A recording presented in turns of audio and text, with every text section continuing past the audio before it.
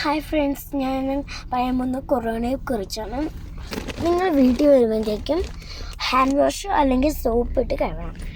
അതിന് ശേഷമായിട്ട് ചെയ്യേണ്ട നല്ലോണം കയ്യിൽ സാനിറ്റൈസർ ഇടണം. പിന്നെ അതിന് നല്ലോണം ഇങ്ങനെയൊക്കെ ചെയ്ത് നല്ല ക്ലീൻ ആക്കണം നമ്മുടെ ഹാൻഡ്സ്.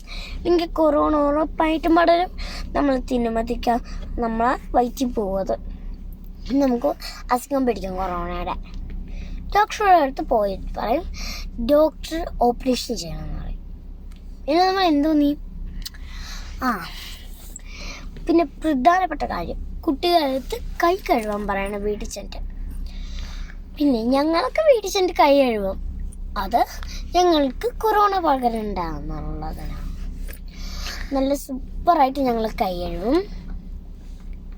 പിന്നെ മാസ്ക് ഇടേണ്ട ആവശ്യമുണ്ട്. പിന്നെ ആൾക്കൂട്ടങ്ങളുള്ള സ്ഥലത്ത് പോകാൻ പാടില്ല. പ്രധാനമായിട്ടുള്ള കാര്യം, ആവശ്യമുണ്ടെങ്കിൽ ഷോപ്പിംഗ് മാളിൽ ഇറങ്ങുക, ഇല്ലാതെ ഒരിക്കലും ഇറങ്ങാൻ പാടില്ല. ഡ്രസ്സ് വേണമെങ്കിൽ വായിക്കാം. പിന്നെ നിങ്ങൾ കുട്ടികൾക്ക് ടോയ്സ് വേണമെങ്കിൽ മേടിക്കാം. അവരുടെ വീട്ടിൽ ടോയ്സ് ഇല്ലെങ്കിൽ നിങ്ങൾക്ക് മേടിക്കാം. പക്ഷേ അത് വീട്ടിൽ ചെന്നിട്ട് സാനിറ്റൈസർ ഇട്ട് ഫസ്റ്റ് നമ്മൾ കൈ കഴുകണം. എന്നിട്ട് വീട്ടിൽ ചെന്നിട്ട് സാനിറ്റൈസർ ഇട്ട് നല്ലോണം അങ്ങോട്ട് അത് നല്ലോണം മിക്സ് ചെയ്യണം.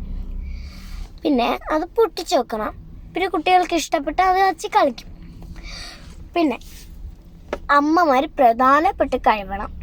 എന്താണെന്ന് പറയുമ്പോൾ കൊറോണ ഒന്നെങ്കിൽ ഓപ്പറേഷൻ ചെയ്യും. ഓക്കെ.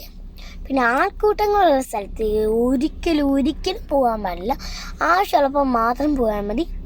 കുഞ്ഞു ആൾക്കൂട്ടങ്ങളുള്ള സ്ഥലത്ത് പോയാൽ മതി.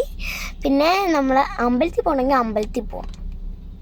എന്തെങ്കിലും പറ്റിയിട്ടുണ്ടെങ്കിൽ അമ്പലത്തിൽ പോകാം അല്ലേ നമുക്ക്.